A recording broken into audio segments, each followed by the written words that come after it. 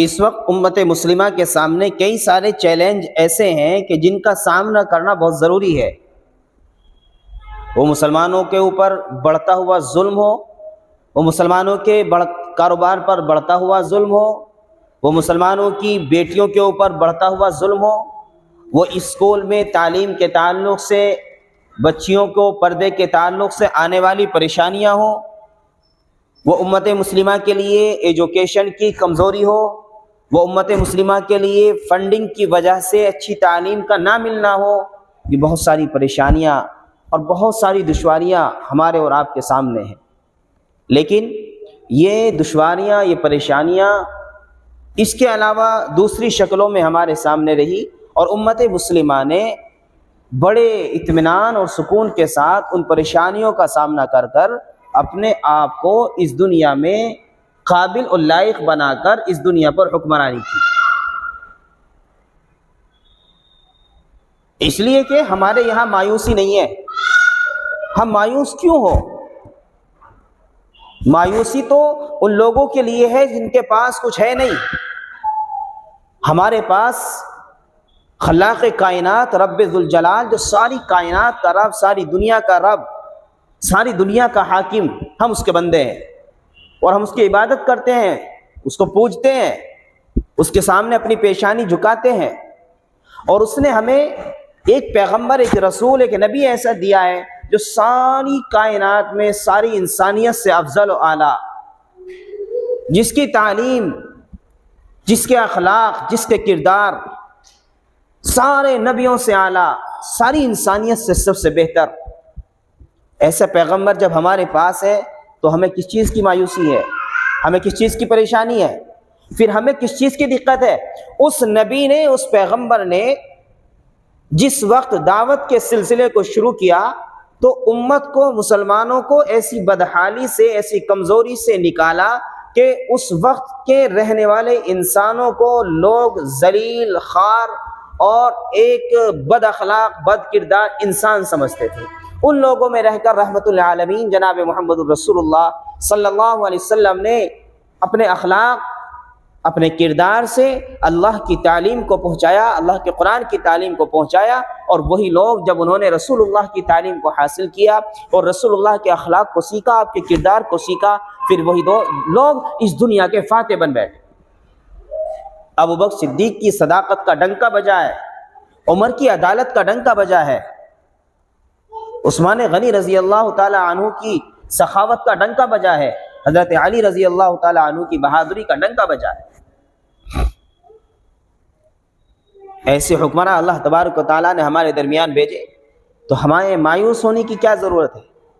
ہمیں ضرورت ہے اس وقت حالات کا مقابلہ کرنے کی اتحاد کے ساتھ،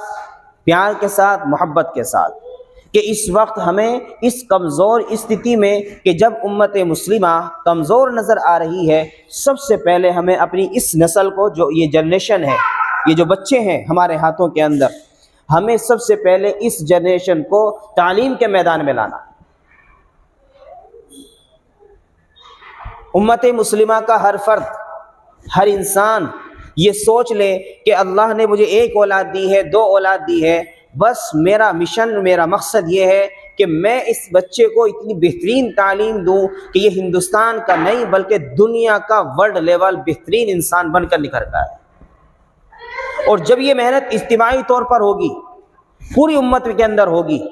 تو پوری امت میں مثال کے طور پر اگر 100 لوگ محنت کر رہے ہیں تو کم سے کم 50 لوگ تو میدان میں نکل کر آئیں گے۔ اور جب محنت 0/0 ہو، کوئی محنت نہ ہو، کوئی فکر نہ ہو، کوئی سوچ نہ ہو، میرے اور آپ کے سامنے کوئی منزل ہی نہ ہو، تو پھر محنت کس چیز پر ہے؟ اپنا ٹارگیٹ سمجھ کر، اپنی منزل سمجھ کر، اپنا مقصد سمجھ کر کہ مجھے اس دنیا کو فتح کرنا ہے، مجھے اس دنیا پر حکمرانی کرنی ہے، میرے رب نے مجھے اس دنیا پر حکومت کرنے کے لیے بھیجا ہے، اور میں اس دنیا پر ایسی حکومت قائم کروں گا جو عدل پر قائم ہوگی، انصاف پر قائم ہوگی، بھائی چارے پر قائم ہوگی، اتحاد پر قائم ہوگی، محبت پر قائم ہوگی، ساری انسانیت کو خوشیاں بانٹنے والی ہوگی۔ ایسی حکومت جو رحمت للعالمین جناب محمد الرسول اللہ صلی اللہ علیہ وسلم نے بتائی اور سکھائی اور کر کے دکھائی ہے۔ وہی حکومت ابو بکر صدیق نے کر کے دکھائی، وہی حکومت عمر بن خطاب نے کر کے دکھائی، وہی حکومت عثمان غنی نے کر کے دکھائی، وہی حکومت علی المرتضی شیر خدا حضرت علی رضی اللہ تعالی عنہ نے کر کے دکھائی، وہی حکومت عمر بن عبدالعزیز رحمۃ اللہ علیہ نے کر کے دکھائی کہ جانوروں کے درمیان بھی پیار ہے، محبت ہے، اتحاد ہے، بھائی چارگی ہے۔ یہ آج جو نفسی کا عالم، ایک دوسرے سے دشمنی، نہ اتفاقیاں ہیں، گالی گلوچ ہیں، ایک دوسرے کو دیکھنا پسند نہیں کر رہے، مذہب کی بنیاد پر لڑائیاں ہیں۔ مسلمانوں کی ذمہ داری ہے کہ اپنے آپ کو نکھاریں، اپنے آپ کو سنبھالیں، اپنی قوم کو سنبھالیں، اپنے بچوں کو سنبھالیں، اور یہ بچے جو یہ نسل ہمارے ہاتھوں میں ہے، اسے اس طرح تیار کرے کہ یہ دنیا پر ایسی حکمرانی کرنے والے بن جائیں تاکہ دنیا میں یہ عدل قائم کر دیں، انصاف قائم کر دیں، انسانیت میں اتحاد پیدا کر دیں، محبت پیدا کر دیں، بھائی چارگی پیدا کر دیں۔ جب ہر فرد، قوم کا ہر فرد اپنے ایک بچے پر، دو بچے پر، تین بچے پر، چار بچے پر یہ محنت کرے گا، پھر انشاءاللہ صرف ایک فرد تیار نہیں ہوگا بلکہ انشاءاللہ ایک قوم تیار ہوگی۔ یہ معصوم بچیاں جن کی عزتوں کے ساتھ کھلواڑ کیا جاتا ہے آج اسکول کالجوں کے اندر، جن کو آج نشانہ بنایا جا رہا ہے، جنہیں ٹارگیٹ کیا جا رہا ہے، کل قیامت کے دن ہمیں اور آپ کو جواب دینا ہوگا اس چیز کا۔ اس لیے کہ اگر آپ بھائی ہیں تو آپ اس کے ذمہ دار ہیں، آپ باپ ہیں تو آپ کی ذمہ داری ہے آپ کی بیٹی کی عصمت کی، حفاظت کی۔ کل قیامت کے جواب دینا بھاری ہو جائے گا اللہ کی بارگاہ میں۔ ضرورت ہے اس بات کی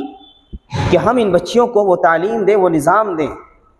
کہ یہ حضرت فاطمہ رضی اللہ تعالی عنہا کے اخلاق کو پیش کریں، آپ کے کردار کو پیش کریں، حضرت خدیجہ الکبریٰ کے کردار کو پیش کریں، حضرت عائشہ کے کردار کو پیش کریں، اور جو مقام حضرت فاطمہ رضی اللہ تعالی عنہا کو ملا ہے، یہ ان کے نقش قدم پر چل کر یہ بھی کامیابی کے راستے پر پہنچ جائیں۔ اس کے لیے میدان سجانا ہوگا، اس کے لیے میدان تیار کرنے ہوں گے، اس کے لیے محنت کرنی ہوگی، جستجو کرنی ہوگی، اور ضرورت نہیں ہے کہ آپ کسی کے ساتھ کسی کا انتظار کریں، کسی تنظیم کا انتظام کریں، کسی سرکار کا انتظام کریں، آپ خود اپنی نسل کے اوپر صرف محنت شروع کر دیں جو آپ کے گھر کے اندر ہے۔ یہ آپ کا گھر جو ہے، چار دیواری کے اندر جتنے افراد ہیں، آپ اس گھر کے بادشاہ، اس گھر کے حاکم، اس گھر کے حکمراں ہیں۔ اس گھر میں آپ اپنی سلطنت قائم کریں، اس گھر کے اندر اتنی مضبوط سلطنت قائم کریں کہ آپ کی سلطنت کے اندر کوئی گناہ نہیں ہونا چاہیے، آپ کی سلطنت کے اندر کوئی غلط کام نہیں ہونا چاہیے، آپ کی سلطنت کے اندر کوئی بے نمازی نہیں ہونا چاہیے۔ یہ آپ کا گھر، آپ کی سلطنت ہے، اور آپ اس گھر کے بادشاہ ہیں۔ اور جب آپ اس سلطنت کو مضبوط کر دیں گے، پھر یہ لوگ اپنے وقت کے سلطان بنیں گے، اپنے وقت کے بادشاہ بنیں گے، یہ اپنے گھر کے بادشاہ بنیں گے، یہ اپنے گھر کے حاکم بنیں گے۔